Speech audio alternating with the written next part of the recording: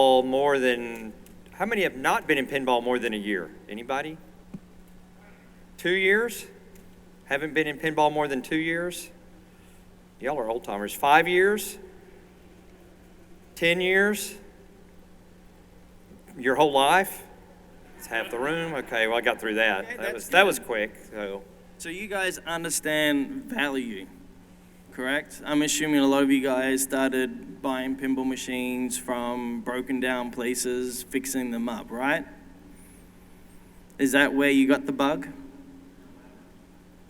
Well, see, I really like you. In fact, what have I got here? What do you got? You got something about a prize? What do you got? What do you got? Come on up here. Here's a little token. Good answer. And a bottle opener too for happy hour. So with those things right there, that is something that will be going out with game 2. Right. In every game. So you can treat it like treasure and bury it in the sand and go find it later or whatever you want to do with it. So what are some of the things, let's get some things going. What are some of your favorite things you like to see in pinball? What gets you guys excited about pinball? I guess we should introduce ourselves first. What do you think?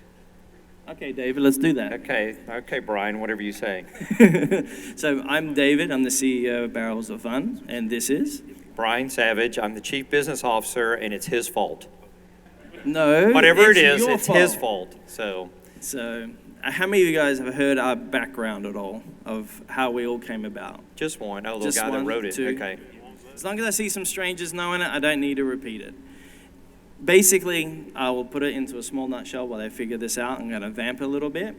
Is when we've been collectors. I've been a collector since I've been about 12 years old. I've been into pinball that long.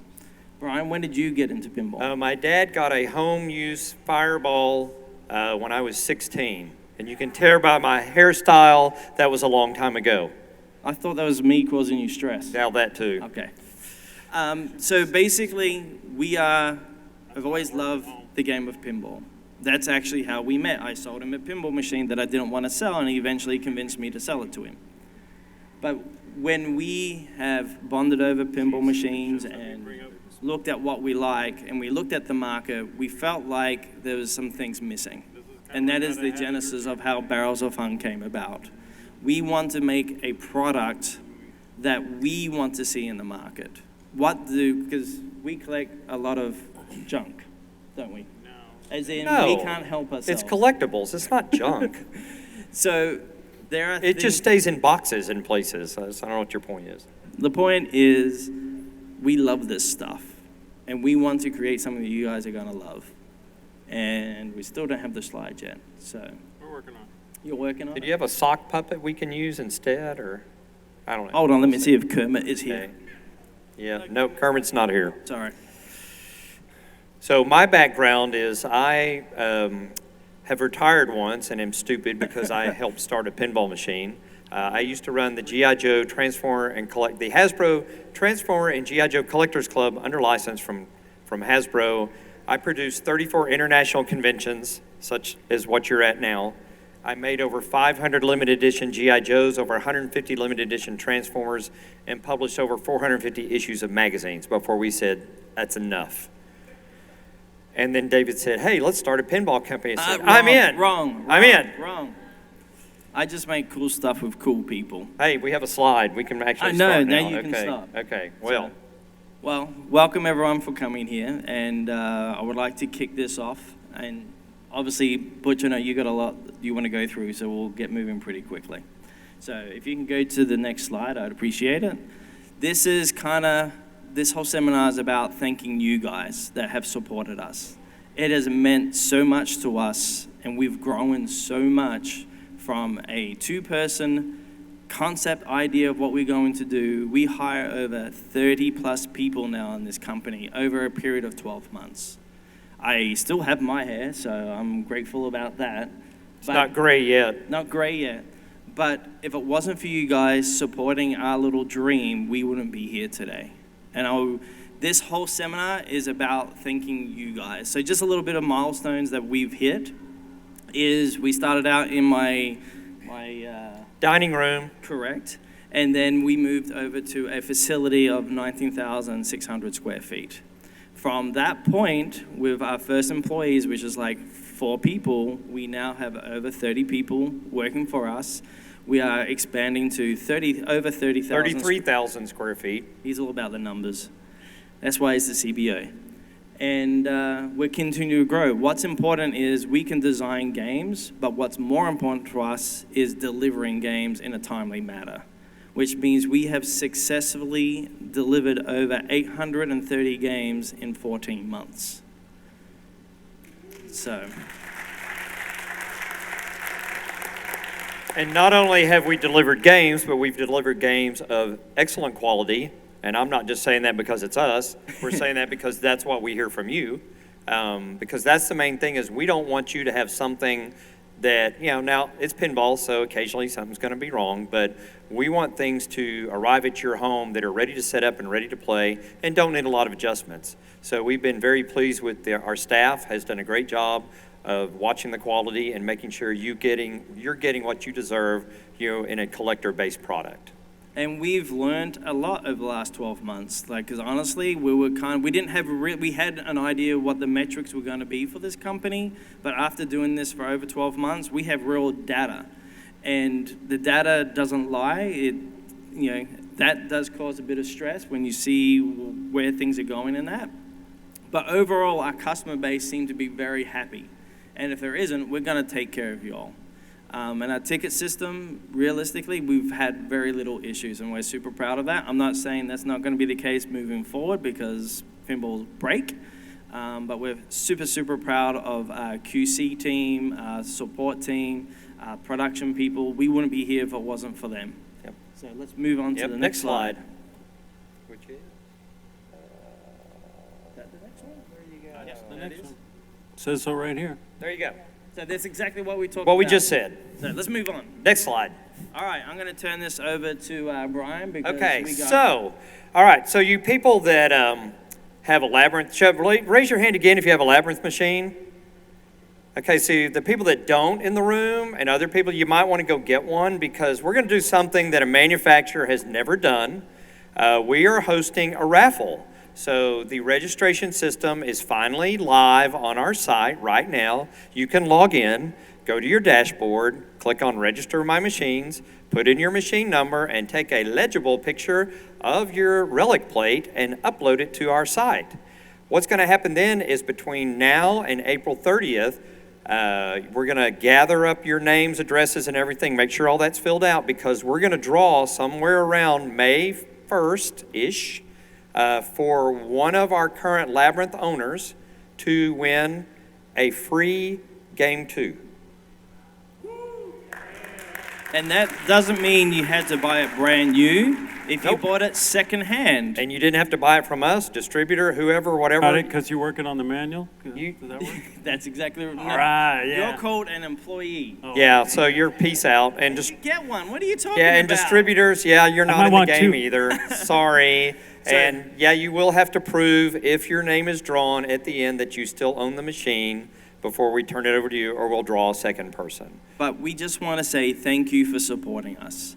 Because at the end of the day, we wouldn't be here without you guys. And that also goes saying when we move on from Game 2 to Game 3, and you happen to have 2 games, how many tickets do you guys get in the raffle? 2. Yeah. Exactly. So again, we believe in you just as much as you believe in us, and we want to keep this moving forward. And this is in conjunction with Project Pinball. That's right. So Project Pinball is facilitating this for us. So every registration that we receive, we will be providing Project Pinball with a $10 donation so that they can continue their mission in delivering pinball machines to hospitals and children's locations that need to have something to take their mind off their illnesses and what's going on. So what are my odds of winning? Well, The maximum number of machines out there is 10,004. They're not all out there yet. There's still about 113. No, 10,000. no, Sorry, no. 1,004. You do God, understand. I just wish it was 10,000. I'm all It's all about We're numbers, and making sometimes they're right. collectibles. Yeah, collectibles. Yeah, there I we wish go. we'd sold 10,000, but never mind. Sorry, slip. 1,004. So that's, and how many people of that will even register? I don't know. We'll But that's find out. pretty good odds anyway. Either your odds get better, basically what it comes down to. Just got better by an order of magnitude. That's right, by an Yeah. order, a There you factor go. of 10. So there you go. All right. So we really are in the last run for Labyrinth. The final call is here. We only have like 113 to go. So if you want an opportunity, this is it. If you don't have one, this is basically, if you win, it's a buy one, get one free scenario. Yes, Just think of it that way. The game 2 launch is imminent, and I know you've all been wanting to know what the name of it is, and I just have to tell you, it's Merlin's Adventure in Wonderland Arcade. You're welcome. Just because we're trying to be like everybody else too. So there you go. So now you're the first ones to know. Next. Sounds like a great title. Well, we just Yeah, covered they're that. just- Said that. Next again. All right. Well, now we get, now we're gonna go back. There's something else, we missed it. Oh yeah. So we believe we are the best value in pinball, and you'll be seeing some information here very soon that things we're adding to game 2 that you'll absolutely agree that we are the best value in pinball out there. So it's coming pretty quick. Let's just say we're making a lot more things standard in our platform. So you won't have to add more stuff. So we just want to make sure we're giving you guys the best we can. I'm going to show you here in a minute how good of a start we had with Labyrinth. How much cool stuff is right inside there. So. Yeah, my wife's not too happy about it, but we'll get there. Yeah. All right, Happy Butch. wife, happy life. Yeah. Butch, you turn over the Butch and we're going to be quiet. Sit down here. Let's go sit down. Okay. This is the first time you've seen it, isn't it, Brian? There you go. And if you can fall asleep, you can, no one will wake you up over there. I'm kicking you over here. All right, how's everybody doing? Let's see a show of hands. How many people have got a Labyrinth right now? All right, that's great. And how many people have played Labyrinth? There we go. That's what I want to see. I hope you guys are really enjoying the game. I know I haven't had a heck of a lot of time to play my game. I've been too busy trying to document it. So, but yeah, I've watched my family play, and I see the fun they have with it and the frustrations they have with it because it's a very tough game. And yeah, we've had a great time with it. Anybody who doesn't know me, I'm Butch Peel. I've got I'm considered a industry veteran now. I found that out. I didn't know that. But anyway, I have been working in pinball for nearly 40 years now, doing stuff on my own and professionally in the industry. So it's been great. I'm going to talk a little bit about that in a minute. But I just wanted to thank everybody at the Texas Pinball Festival. I love this show. I come here as often as I possibly can. It's like my home field show. It's very near my home, like, only 11 hours drive. So yeah, we got in about midnight last night, but thanks to Paul and all the great people that took over the show, kept it going after Ed and Kim ducked out. This show still remains, one of the best in the circuit, and I'm really pleased to be here and representing Barrels of Fun. Thanks to Pam and the streaming guys. Yeah. Thanks to Pam and the streaming guys over here. You guys do a great job every year. We really appreciate all you do, and everybody that gets to watch these that can't be here. Poor guys. This is a great show. You ought to be here. And I just wanted to, kind of in the same vein as Jack there, every time you walk past somebody at this show that does something for the show, this weekend, try and say thank you to a few people. Tell them, you really appreciate what they do, and that if it weren't for them, the rest of us wouldn't have this place to just come and sit down and enjoy. There's a lot of hard work, a lot of hours, a lot of effort that goes into putting on one of these shows, especially of this size, and it is a bit of a thankless task. So, get out there and say thank you to people. Make somebody's day. They'll really appreciate it. So, let's see, skipping down here. You might be wondering, as the Talking Heads' David Byrne once said, how did I get here? Yeah, That's an excellent question, and I'm glad you asked that. So, yeah, how did I? First of all, I would really be remiss if I didn't thank Jack and Doug at CGC and the Play Mechanics guys for the opportunities they gave me over the past few years. I've been very blessed in pinball for sure. Like the guy on Saturday Night Live used to say, pinball been very good to me.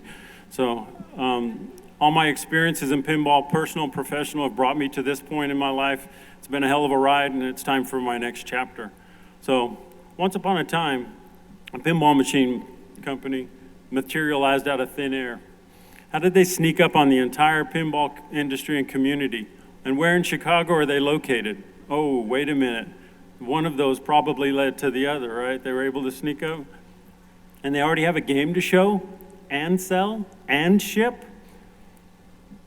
So this is the story of Expo 2023, the Labyrinth Big Splash. We had lines all across the venue. People were trying to get across to see other games because people were standing in line to play Labyrinth. It was really great. It was a beautiful, full-featured, fun pinball machine that looked better the closer you got to it. It was pretty amazing. I got my 30, 45-second look at it with the play field up, and David asked me my thoughts. I gave him some initial stuff. And you walk away thinking, this is a startup company's first game? Really? That's crazy. It sounds like pure fantasy. Well, last fall, David Van Ness, one of the orchestrators of this startup, the guy that was sitting right here a minute ago, AKA Principal Mischief Maker per his business card, invited me to Houston to check out this operation. It turns out the fantasy game needed a manual. Imagine that. So I accepted David's offer and I flew to Houston to have a closer look. This is a very ordinary strip mall looking facade. Started getting these sneaky vibes. I see how they surprised us now. Inside, I found an organized and efficient group of people that were very cohesive, wanted to work hard and make each other's jobs easier. I was very impressed by the way everybody interacted with each other.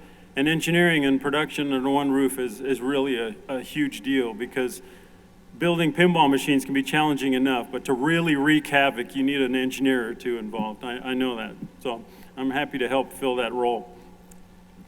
I left the facility, I was really quite impressed. And since I'm here giving this presentation, you probably know the rest.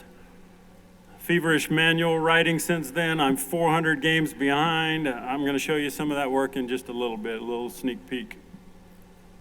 So it's been a pleasure working with this team. As a manual creator, I'm a very needy guy. I'm always asking for something. I've also been doing a little tech support help out where I can. That phone number that they print on all the stickers in the back box and under the glass and all this actually rings on my desk in New Mexico. And sometimes I even answer it. No, kidding, David, kidding. I do. But it's a very low call volume. This game has worked very well out in the field. And the calls that I do get, I'm actually able to help with quite a bit of them because, pinball's pinball for one thing, and the problems themselves are so very minor. So that's very nice to be able to take a little load off the guys at the tech support. But every once in a while, you get something where you need some replacement parts, and I have to get a little help from the factory and send me these customers some parts. But I was able to get pretty well up to speed on how the game worked in a short order of time. It's kind of a necessity in my kind of work. My teammates are very helpful, and responsibilities in this company seem to be spread out quite nicely. I've had companies that I've worked for, I won't name any, but where you ask, well, who can help me with this? And they'll say, well, that's that guy.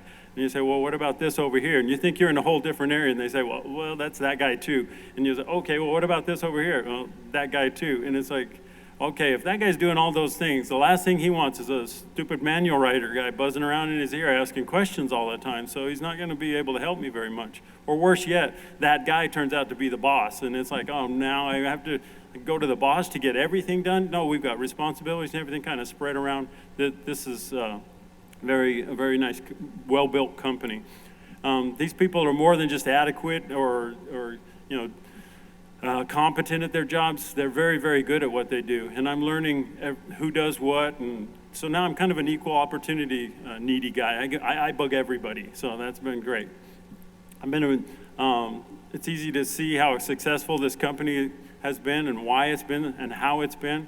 And David says, you heard him a minute ago, just want to make cool games with cool people. And I'm totally down with that.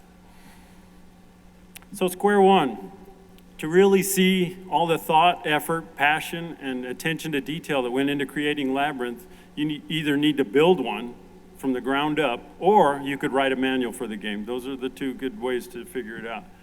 So it was a great idea to make a simple, one version of this game. Keep things simple when it came to versions and all these different pricing tiers and things like that, and make it a really nice game. Have a goal in mind. It's always good to know what you're hoping to be able to do. And in my humble opinion, the first pinball commandment should be, thou shalt not show a game before production begins, especially if you're a startup company. That's just not a good idea. So having games in the box when you show it the first time, that's really, really the way to do it. Great value, great price point. That's a couple of notions that are always going to play well. And never, ever underestimate the effects of that sneaky, sneaky surprise ploy where all of a sudden you have a game and nobody knew it was coming. The new shiny thing in the room is always going to get a good portion of the attention. Then offer some accessories and personalization options for that base game. Now you're adding to the already great game, not removing things. That's a very important point. So an interactive topper is a great start. An interactive in accent lighting and movement and sound. You got a lot of things going on up there, and it's really a beautiful addition to the game. A bit of a polarizing kind of option. It seems like everybody either has to have the topper or doesn't want it at all, or can't have it because they have too low a ceiling, or whatever reasons.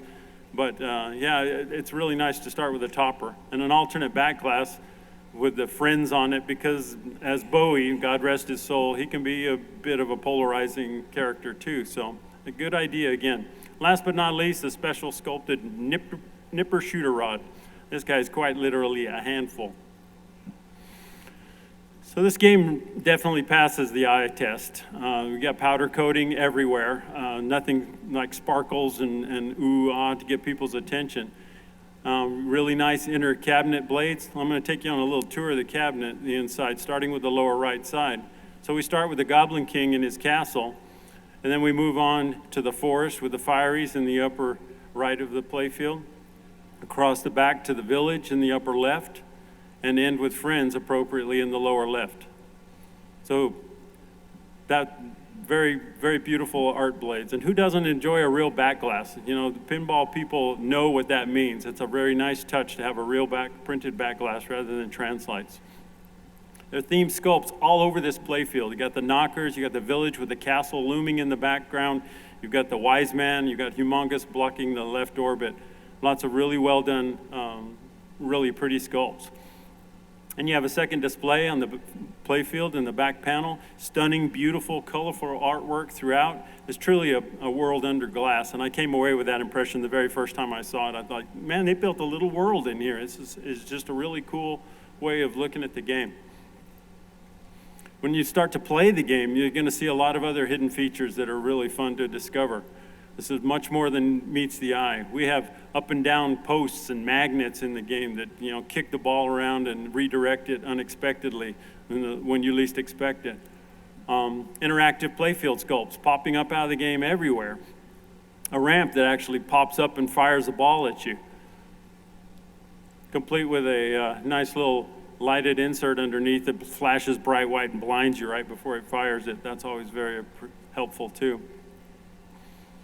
Our 3D playfield model is kind of the best way to show these next few features. There are 3 scoops in the game. So there's one scoop called the helping hand scoop that's out in the open where you can see it. But there are 2 scoops that are actually hidden under the 2 ramps, the left and right ramp.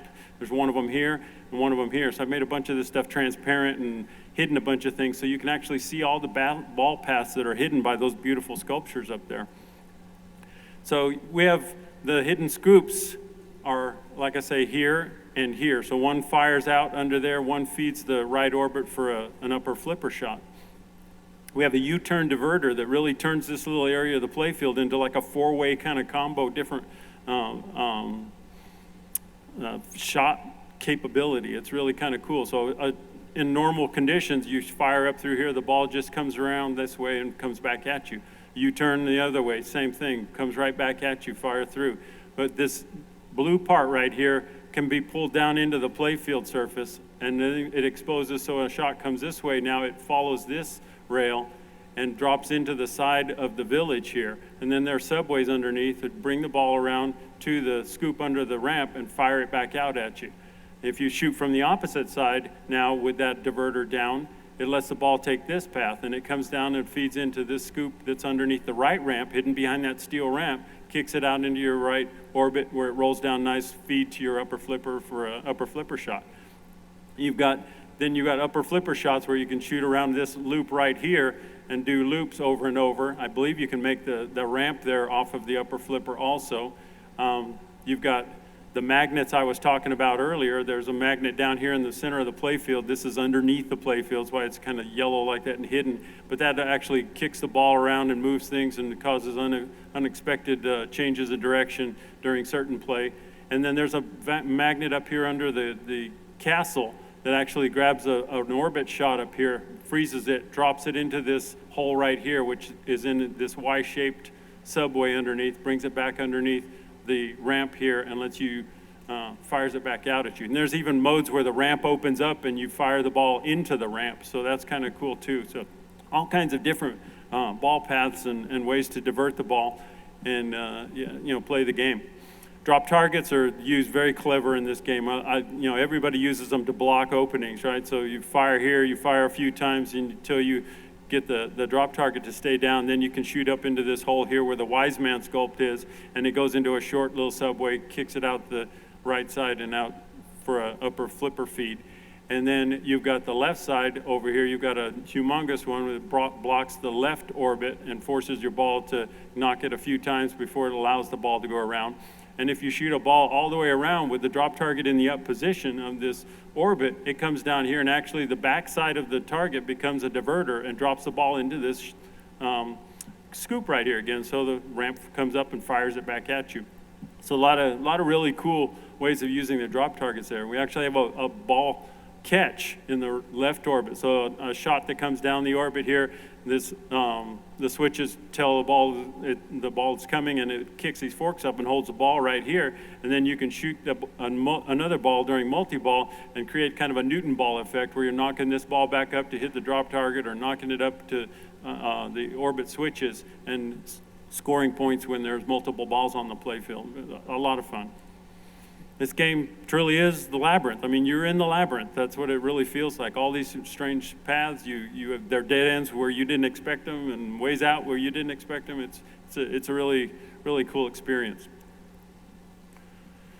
So let's talk a little bit about build quality. These guys were talking about getting value for your money. I'm going to reinforce that here. So let's start with the back box and cabinet.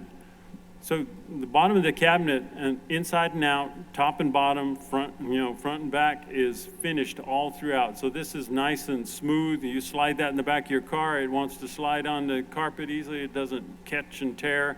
If you get a little bit of water on there, it's not going to cause the puffy damage that some of the old Williams games had. And if you get the when you get the black powder that falls down, that black dust in here, you can just wipe it up. If you wipe that on a regular unfinished cabinet bottom, it rubs that black dust right into the wood and you're never getting it out again. It's permanently there. So very cool.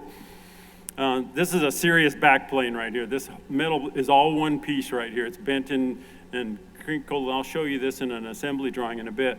But this guy is built for heavy duty. It's got double, as holding all of the electronics in here. It also serves as our back box vents in these 6 different places here, and the lighting mounts for the back glass. And the back glass lighting mounts are top and bottom, and they don't shine straight out. So when you remove the back glass, you don't see spots before your eyes for 30 minutes.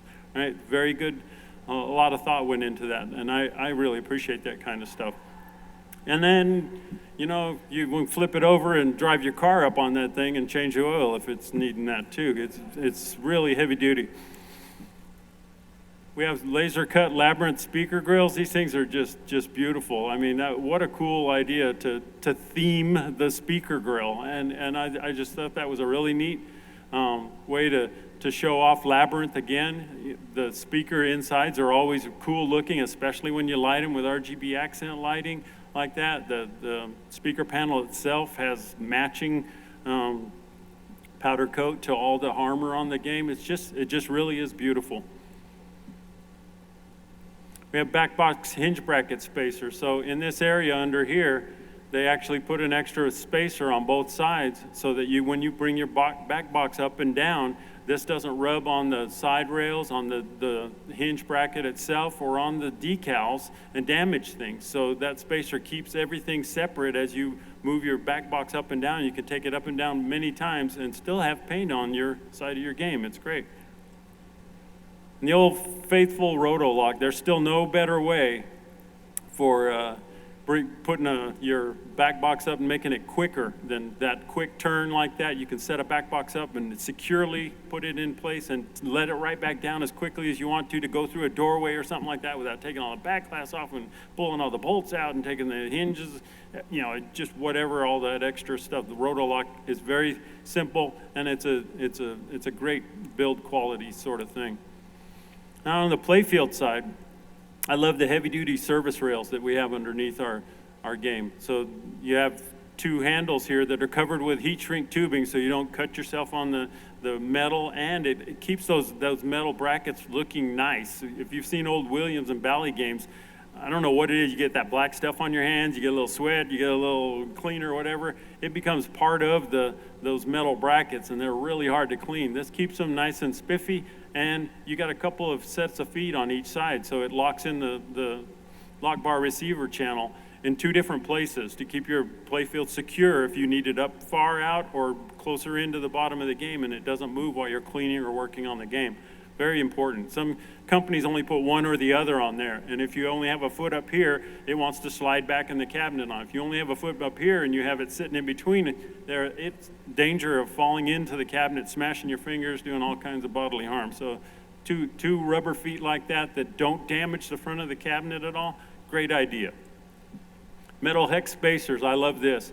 Then I started putting these on when I redid my old games like Monster Bash and things like that. They did use those really cheap PCB space standoffs, and they used snap-in plastic. God, I hate those things. If you try and replace your plastics, you can never get that thing to snap back in like it did before because they smash the head with the screws and all. Perfect capability of taking things apart, cleaning them, putting them back together, and they're super shiny, high quality hex spacers, and there's a ton of them. I spent, I don't know, it must have been 4 or 5 days documenting all the spacers on the playfield in the manual. They're just everywhere. And I think in a manual, you ought to be able to look at that and put those spacers all back where they belong without having to take pictures and stick them on and put them on a table in a certain order and all that. Everything ought to show how to put back together and make it easy. Another couple of quality things you see here. This is a wire ramp foot that holds this wire ramp in place. It needs to be very secure. So a lot of companies will have that fastened down on top of your plastics and squash your plastics. These guys made a hole in the plastic so that this metal post then screws into this metal sleeve post underneath. Very secure, easy to tighten, getting good and tight, and then you put washers top and bottom and you sandwich the foot there for a really strong hold. And the washers and all that stuff make for holding that wire ramp really well, and that's really well done.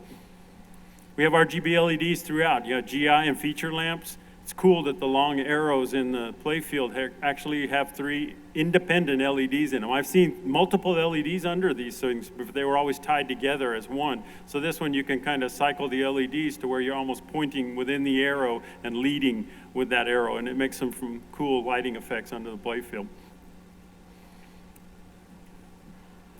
So all coils and most assembly switches, most all of them are connectorized. So that means that if you need to take an assembly off the bottom of the playfield, you disconnect a couple of connectors and you can bring the coil and the switch and everything with you rather than trying to leave everything hanging by their switch wires or their coil wires, and they start getting twisted and tearing up the way they're soldered on. So it's a great way, and it makes it easy. If we have a problem with an assembly, rather than having our customer have to take it all apart, we can just send them a whole new assembly, and they just unplug in a couple places, put it in, put the screws in, and they're good to go. Reliable, simple, familiar optos. Oh, I'm getting really tired of all these miniaturized and ones with all the circuitry on the little boards and all that. I've had so many of those fail on new games within like 6 months. The reflective optos they're using for spinners and things like that. Oh, I long for the old days of the Williams, you know, the white and the black, the very simple PCBs with just a photo transistor on one and an LED on the other, and that's the only thing that's on the board. They're easy to unscrew, put the whole board in if you want.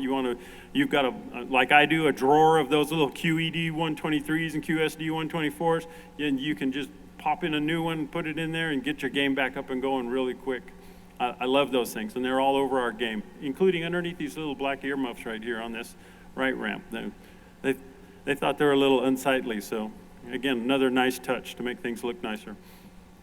And the whole game runs off of a single mini computer in the back box and fast pinball controller I/O PC boards throughout. So using the fast system was another thing that allowed Labyrinth to get into production quicker, because you didn't have to do a lot of that work. Details, details, details. I'm a details kind of guy, like a next level kind of details kind of guy, actually. But it works quite well for a guy that writes manuals. I'm sure there's some doctor somewhere to have a diagnosis for it, something approaching OCD really quickly. But anyway, here are just a few of the cool details I've discovered in Labyrinth when I'm working on the manual over the past few months. Here's the gold ink outlined plastics of the game. They're really beautiful and unique. The outer edge and the character here are outlined with a gold mirrored ink. All of the printed plastics in the game have this feature, as does the alternate back glass for the game. And this picture also shows why I like the clear, I put these on all my games, clear silicone rings on the slings. I just love the way they glow like that. It makes a really cool lighting effect. This playfield has Mylar protectors under the edge of the spring steel ramp flaps. That is detail work right there. 'Cause this, again, I have taken a game apart right out of the box and put these things on them, because I just hate when you pull off a ramp over time and that little knife edge there has sliced through your playfield, your artwork, your clear coat, and it leaves that little indentation under there. You can see the Mylar put up under the ramp flaps on all of the ramps in the game. Great feature, and it protects all of that from the factory installed.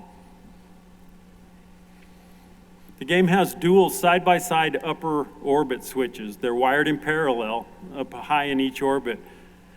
These orbit switches are used to score like made shots in several of the game modes, and they can be tripped in either directions. And the orbits are a bit wide, and the balls can be changing speed, the rapid or slow, or anywhere in between. So the two switches acting as one kind of mitigate the risk of missing a ball rolling over it in either direction at some really fast speed or some really slow speed, hugging some way you really didn't see it happening in a model, and maybe preventing a few four-letter choice words from players when you don't have something that scores. There's nothing more frustrating than making the shot and not getting the score for it. I love the extra wide truss head screws that they used in the game. These guys are even bigger than the normal truss head. They used machine ones as well as sheet metal screws with extra wide truss heads on them. Better, thicker heads like that, bigger around heads equals, more secure hold without crushing ramps and plastics. This is this shows how detail oriented I am, how anal. The blue rubber pads on this ramp are symmetrical. And instead of having a flat edge on one and an edge to keep the ball from going airborne on the other, they put that same cut on both sides. So when this gets worn, because it's a thin piece of blue rubber and a pinball smashing it against steel all day long, this part is going to get worn. And eventually you can flip that around, take the two screws out. They're real easy to get to on the ends of the ramp. Take the two screws out, flip it, put the jagged edge back. It's hidden behind the flat rail there. That's a beautiful fix there, and gives you twice the life on those blue rubber pads, which we all know if you go to order one of those are like $4 plus the $7 shipping plus, it's just really sad that how some of these are getting used in games now where you just can't get to them, and they expect you to buy a brand new one every time that front edge gets worn. And I really am proud of the guys here. That was a great addition to the ramps here. Now this next feature I really got to show you. I just can't keep it to myself. I just thought it was way too cool. So I had a friend up in Seattle call me and he said he got him a used Labyrinth and he was having a lot of fun with it. He said he had a little doubt that some of the switches might not be working quite right, especially in his orbits.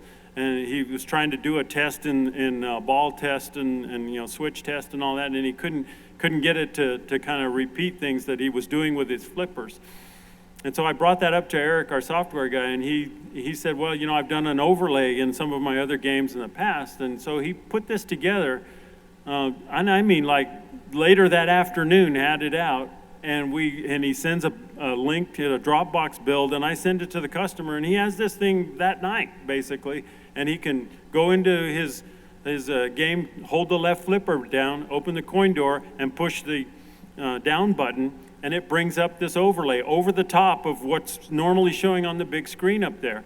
And it shows you what's going on in the trough, all these things that are happening, and a rolling, scrolling 20-plus switch history here so that you can, as you're playing multi-ball, as you're launching your ball, as you're doing anything that you have a doubt about, you can watch the switch history there. And it's just a fantastic troubleshooting tool. And I'm really proud of the guys for how quickly they got that out and how they understood that the problem was a big deal and we needed to address it. And I'm really, really proud of the way they addressed it. Extras, extras, extras. Here, read all about it. Art blade protectors. I'm learning that these are more valuable all the time. So yeah, the art blades, I never use these on my game very much, but on the show game, it's a very good idea to use them. I can tell you that now for sure. But yeah, these come standard with the game. They're laying right on top of your game when you unpack them. Fold them up, use them. Every time you lift your playfield, protect those really pretty inside decals that I was showing you a little earlier. You can also see some other cool stuff in here. I notice really crazy little things like this, but most games have that black vacuum hose. And they only protect about that much of the hose in here, and they leave exposed wires down in here. And as you're lifting your playfield up and these wires are sliding around and slipping them back and forth, they're zip tied every 6 to 8 to 12 or 14 or 20 inches or whatever it happens to be. They start to get strand of wire sticking on them, and they grab things like the screws on the speaker, and they start to pull, and then next thing you know, they're breaking a wire, or they're breaking it so badly that it breaks inside the insulation. These are protected all the way from front to back, end to end, with zip tied that black tubing over the top of them. Keeps pinching, kinking, cutting, all those different things that can happen to a poor wire harness in the bottom of a pinball cabinet. Great idea. Heavy felt leg protectors. This is in addition to the metal brackets that we use in the corners. Those should be more than enough to protect your decals and your legs and your cabinet corner. But we put in felt protectors so it protects the back of your powder-coated legs as well, and adds another extra little poof around. Jack used to call these dog hair protectors. They're pretty funny because you can see little things in them. It looks like somebody took a bunch of dog hairs and taped them together or something. But yeah, they work really good.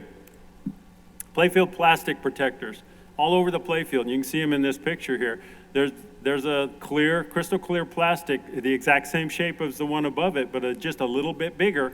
And it just out-hangs over the front edge and protects the plastics there. It's not just a little piece at the edge, but the entire piece has a printed piece on top of a clear piece, and they're virtually all over the entire game. Very, very cool, factory installed. Don't have to worry about protecting those plastics. Loaded goodie bag. So we have a few extra, a little key fob here and some extra slings and the yellow plastic. You also get a nice barrel of fun dust rag and a barrel of fun bottle opener and a barrel of fun lighted magnetic pickup tool. That's pretty cool to have in your goodie bag there.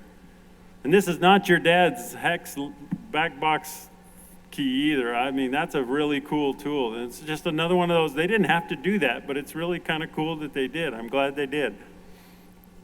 And you get a personalized game plaque on your game. Like, oh, wait a minute. You get, let me fix that. That's just my game. You get a numbered one, and then, oh yeah, and the number that, so anyway, if we go back to the previous one, that's my legible version that I'm gonna put in on the website for my, show that I have a.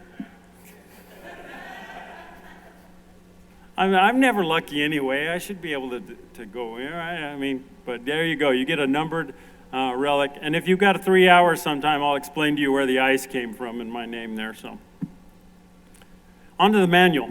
Going to do a little bit of really quick going through this, and we're starting to run out of time a little bit. But I've been working on this manual for quite a while now. I'm going to have a PDF version of it out within the next month, I'm thinking, for sure. I was trying to get it out by Texas, but I just ran into some roadblocks. I'm going to show you kind of some of the difficulties and the amount of effort that goes into this. So this is what I was given to start with.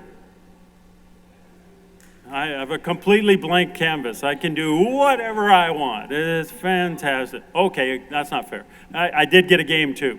All right, that's not fair either. I got a 3D model, and I got some software, and I got some. I'm very patient bosses. Yep, thank you. And yeah, and I've been working like this on crazy. So now let's see, we got, a new company, we got new boss and teammates, new game, new mechs, new hardware control system, new software architecture, new part numbering system, all to me, right? Nothing intimidating at all about any of that, right? Piece of cake, yeah, get on it. When can you have it ready?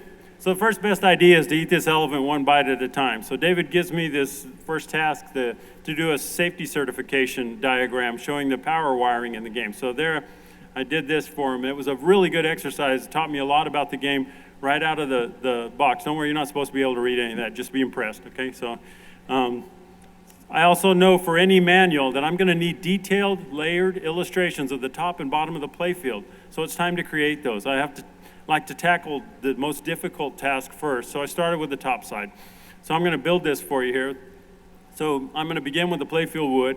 I'm going to add the holes and cutouts in the wood, then the routed areas around those, some spotting holes because you need to know where everything's going to go, inserts, T-nuts and mylar, not very many on the top, wood rails, GI light rods and some low brackets, flipper bats and things that protrude through the playfield from the back side, flat rails and wire guides, flipper buttons and flipper returns and posts, rubber rings, post fasteners and spinner, most primary plastics, which I show in a transparent light blue, items on top of plastics, the bottom arch and its hidden assembly, elevated plastics in transparent yellow and several sculptures in transparent tan, the left stacked ramps and more sculptures, and the wire ramps and highest plastics on the playfield, which are in transparent pink, along with the right ramp and the back panel. Voila, instant not top playfield illustration.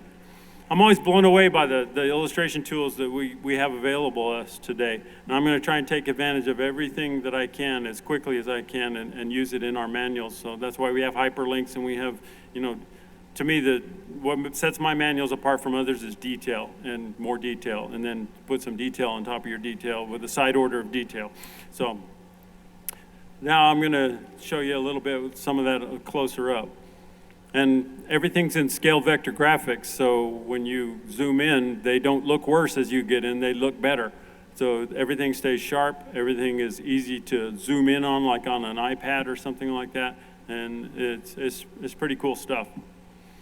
Now I'm going to just kind of, back to the present, I'm going to go back to the underside. Now we're basically going to flip over the playfield, and I'll let this one kind of build as it goes, and just every few seconds other stuff will be added to it. This gets really crowded really fast towards the end. Near the end here, you're going to see some labels for every PCB connector and board, and all the light labels. They'll be red for feature, blue for GI. This helps me keep me from losing my mind when I start going back and forth between the top and the laterally reversed bottom of the playfield. Also, I knew I was going to need representations of those vertical mount boards, so I made those and put them on a different layer so I could turn them on and off as I needed them. So getting to this point takes a ton of time and effort. It's all about including as much detail as possible and making the illustration look exactly like the playfield. Because if you're trying to orient yourself under a complicated thing like a pinball playfield, and important details are missing or incorrect, it undermines not only your confidence in the accuracy of this drawing, but everything else in the manual as well. You're throwing out all your validity right in one fell swoop. So I spent at least like 2 weeks combing through the model, looking back and forth, and easily a couple of months creating these. But now that I do that, if I don't have anything in the model, I'll freehand, and I'll show you that in a minute too. I'm going to start going faster and faster here.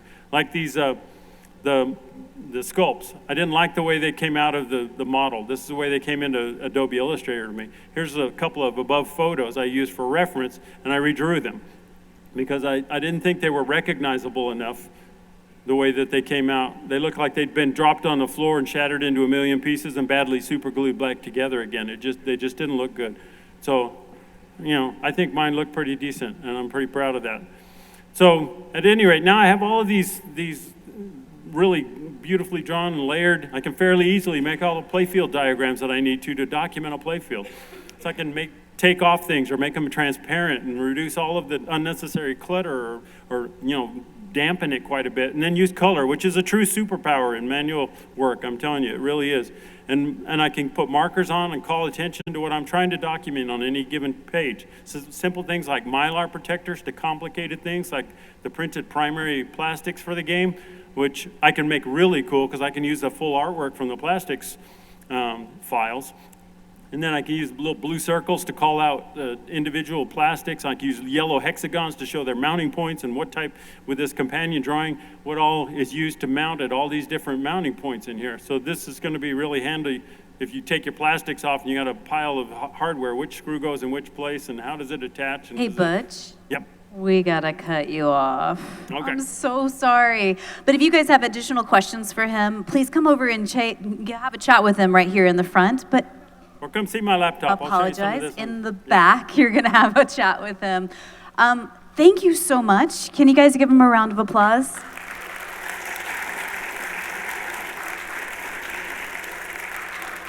Thanks again to Barrels of Fun for coming out and showing us the secret stuff behind the scenes. We really appreciate you guys, and we have another set coming up in a couple of minutes. Thank you so much.